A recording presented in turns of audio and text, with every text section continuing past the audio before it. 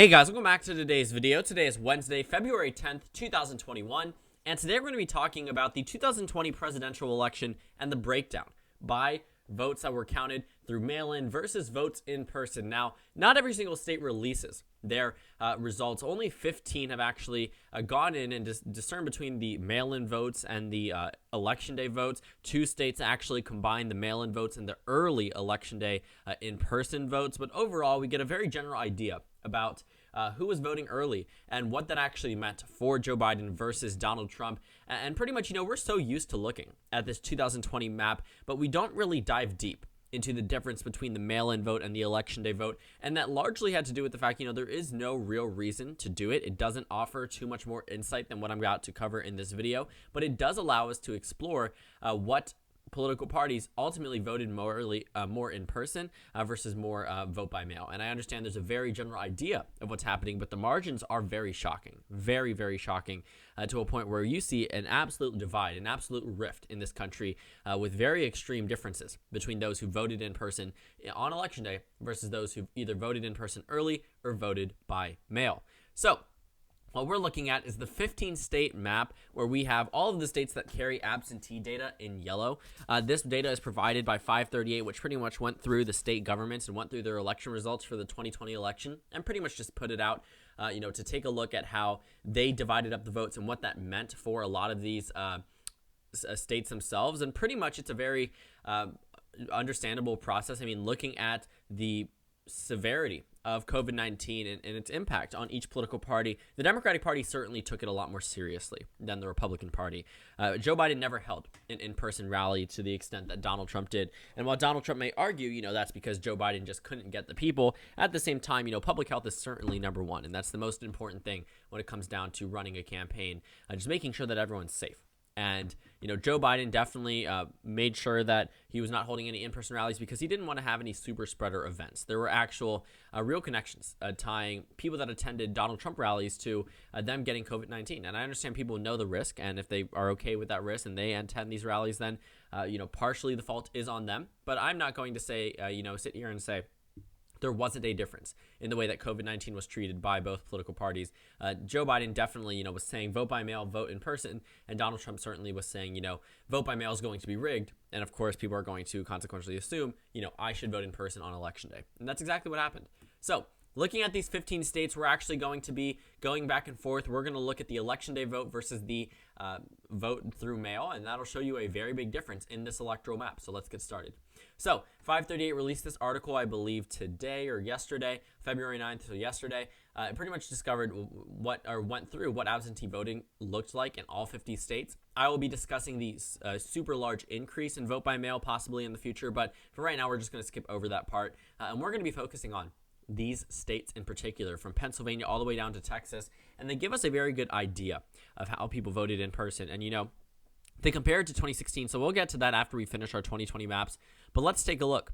So the main takeaway here is that every single state voted for the Democratic Party by a safe margin, except for Arizona and Texas, through their mail-in/absentee ballot voting. Pennsylvania gave Joe Biden a 54% margin of victory. Maryland, my home state, gave Joe Biden a 65% margin of victory. Hawaii, 33%, North Carolina, 42%, Rhode Island, 60%, and the list goes on. Even in solid Republican states such as Oklahoma and Arkansas, Joe Biden won these votes by 18 and 24 points, respectively. Delaware, his own home state, he won by 59 percentage points. So looking at a lot of these states, despite them being very solid, I would say, for the GOP on the presidential level, we can take a look. Arkansas is a perfect example. Looking at Arkansas's margin of victory, what we'd see is that Joe Biden only received 34.8% of the vote, but in the early vote, he received a total of 61% of the vote. So a lot of those who were pro-Biden were also, I would say, much more afraid of COVID-19. And overall, they ended up voting by absentee ballot method just because, they thought it wasn't safe to vote in person. When we were doing in-person voting here in Maryland, I noticed that there were a lot less people than normal. There were no lines. It was just, go in and out middle of the day. So looking at, also my county is very, very, very, very pro-Democrat. I think Trump received 5-6% of the vote here. But looking at the in-person vote, there was just nobody there. Honestly, there was nobody in the parking lot.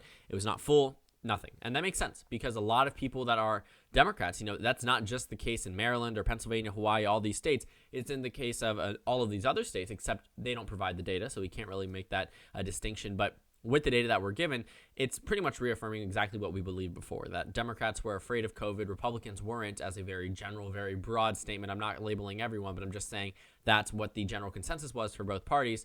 And ultimately, the Republican Party turned out on Election Day and made the race exceptionally close, made it exceptionally close. And looking at these margins of victory, let's apply that to our map. Now, the reason why you see Arizona and Texas not super lopsided for the Democratic Party is because they do not distinguish between mail-in votes and in-person early votes. Every other state does. So what that means is that even though someone may vote by mail, they will be grouped in the same category as someone who just goes in person 2-3 days before the election. So in-person early vote didn't exactly favor Joe Biden the way that he wanted it to. Ultimately, of course, he did end up winning the presidency, but it definitely favored Donald Trump in a number of states. Just because it was early does not mean that they're absentee. I mean, that means they're voting in person. So it makes sense that they would be leaning towards Donald Trump because that's exactly what we saw. A split between those who voted by absentee and voted in person. But let's go ahead and characterize all of these states for Joe Biden. That's the wrong thing to do there. So once we characterize it, you will notice that all of them, every single one except for Arizona and Texas, which have very weird rules, that Joe Biden won all of these states by safe margins. The closest one before Arizona in a Biden victory was plus 16 in Iowa, which is well into safe. So looking at these numbers, Arizona goes to Biden by 5%, and then Texas goes to Trump by 3 points. Looking at these numbers, I would say very good for Joe Biden. This is a very strange map. You would never see this happen in a regular type of election. But looking at the map, I mean, this is just based off the early vote. And it really goes to show you that Joe Biden absolutely obliterated Donald Trump when it came down to the early vote, ultimately handed himself a win over Donald Trump by making sure people voted by mail. And also the thing about absentee ballot voting is in a number of states, you cannot null and void your ballot. Once it's sent in, you can't get it back and you can't change your vote. Joe Biden certainly was riding a wave of energy, and I'm sure there might have been voters who ended up on Election Day, had it been a little bit longer, would have voted for Donald Trump, but instead voted for Joe Biden 3-4 weeks ahead of the presidential election. And this also reminds me a lot of what happened in 2016. What we saw in 2016 was that, Hillary Clinton saw her numbers decrease from a 7-point lead nationally to just 2 percentage points. Why? James Comey reopened the email investigation. The election was held on November 8th. It was a very consequential day. And honestly, for many Americans, they ended up changing their minds. A lot of voters in the Rust Belt. I remember watching the CNN election coverage a few days before the election, and they were talking with voters, people who said, I voted for Hillary Clinton, but now I would probably not have, or voters who said my absentee ballot failed. I distinctly remember this one woman saying, I went to go see Donald Trump Jr. I submitted my absentee ballot for Hillary Clinton. The Secretary of State told me that it wasn't valid. I need to vote in person. And she said, I'm not going to tell you who I vote for now because I don't want to cause a divide. But before it was Hillary Clinton. And you can sort of assume now she voted for Donald Trump. So just those few extra days ultimately handed Hillary Clinton her election defeat. She was leading by 7 points nationally, 8 points in the battleground states, 2 weeks out. And then a week out, she was only leading by 2-3 points. Ended up losing. So if she just had that election day, November 3rd, 2020, or November 3rd, 2016, she probably would have been president. But it was just the timing was horrible. It definitely seemed very politicized by James Comey. And I think that, while it may not have been, it certainly did not work to her advantage whatsoever. Certainly helped Donald Trump. And that's possibly what could have happened in 2020. Now, not to say Donald Trump would have won had the election been drawn out a little bit longer. But I do think that the absentee vote certainly started being submitted at very high rates right when Joe Biden was hitting his peak. And, I know it sounds weird. He was hitting his peak right before the election, but, he did. He was leading by double digits nationwide, and then it sort of got closer. But at the end of the day, Joe Biden ended up winning. But let's take a look at this map on the on the other side. Republicans decimate in the election day vote. This is how Donald Trump was able to take margins where he was down in North Carolina by hundreds of thousands of votes and ultimately made up that margin. And, we can actually see that here. In the state of North Carolina, what we see if we go to the full North Carolina results is that as the night went on, overall, looking at this, also this is what I don't really like about the New York Times. They didn't report the results entirely. I don't know if we can see that, but I wish we could. But I wish I could show you pretty much if you just go to the, 2020 election what we see in the state of North Carolina. I guess it's on the main page, my bad. But Joe Biden took a very large lead throughout the entirety of the night. I mean, as the votes started getting counted by 50% of precincts reporting, he was ahead by over 400,000 votes. But as more and more Republican votes started getting counted, Donald Trump reclaimed the lead. But looking at the state in terms of the Election Day vote, the reason why it did that is because Joe Biden won the absentee vote by 42 points, but Trump won the Election Day vote, which had a larger amount of voters, by 32 percentage points. So ultimately, it wasn't enough to make up the margin. Ended up winning by just a little bit over a percentage point. By no means super comfortable, but the Election Day vote was lopsided in favor of Donald Trump. So let's go ahead and characterize all of these states. At least most of them, the states that aren't considered safe for the Republican Party, are Rhode Island, and then we have an even margin in Delaware. We have an even margin in Connecticut, and that's it. The rest are considered to be safe for the GOP on this map. So this is the Democratic map. Let's go ahead and do the offside. So looking at the results, even this, look at Hawaii. Trump won that absentee, the Election Day vote by 44 percentage points. So Hawaii would go red in this scenario. So as we continue to go across, what this map shows you. Even in my home state of Maryland, Trump won by 18 percentage points here. Delaware was even, Connecticut was even, and then Joe Biden lost Rhode Island by a likely margin. And also, if you remember on election night, people were looking at Rhode Island because they had very few results by the 1-2 a.m. time period. Joe Biden was only winning by 2 points in Rhode Island. It had not been called by the networks because they didn't count their absentee votes super quickly. So ultimately ended up going to Joe Biden by 20 percentage points, but people thought it was surprisingly competitive. And honestly, looking at those numbers, I was looking at the amount in and I was like, why was Rhode Island so close? Maybe it's a shocker. Didn't end up being so. But looking at the 2020 map with this, I'm going to narrowly give Connecticut and Delaware in favor of Donald Trump just because the Election Day vote nationwide has helped him. Now, this is not just the map. This is literally just with the 15 states that I was given. And even amongst these 15 states, states such as Maryland and Hawaii benefited Donald Trump on Election Day, voted for him, sometimes by large margins. Hawaii plus 44 for President Trump. So looking at these numbers, what this actually does, surprisingly, is replicates his 2016 victory just with 2 electoral votes more. But looking at the absentee vote, the main takeaway was that Joe Biden absolutely obliterated Trump in terms of the absentee vote, and then Donald Trump did the exact same thing with the Election Day vote, and then ultimately handed a number of states back to Donald Trump that he was expecting to lose or expecting to be super competitive. States such as Iowa and Ohio barely budged from 2016.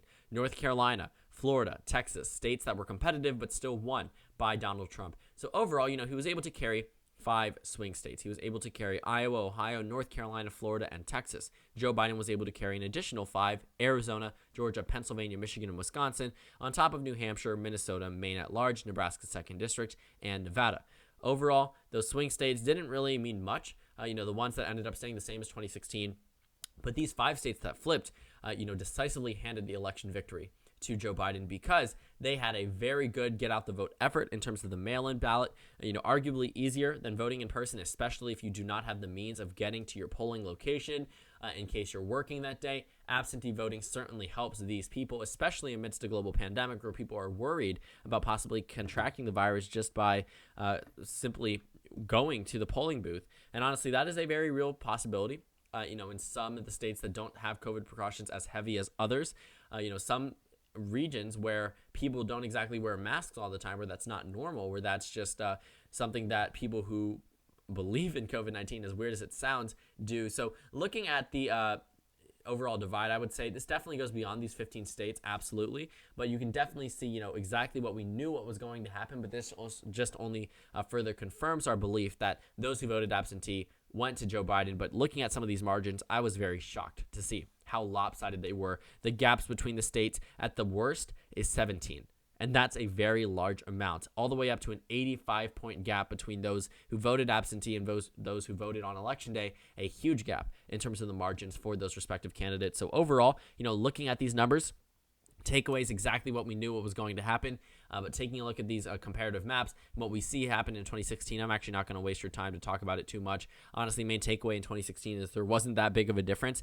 The biggest gap was 32. The smallest was 2 out of these 15 states, the 85 in Pennsylvania, 17 in Texas in 2020. So the margins weren't drastically different, only in a few states. But overall, those who vote absentee generally lean towards the left, and those who vote on Election Day generally lean to the right. That's not always the case, but in 2020, it absolutely was.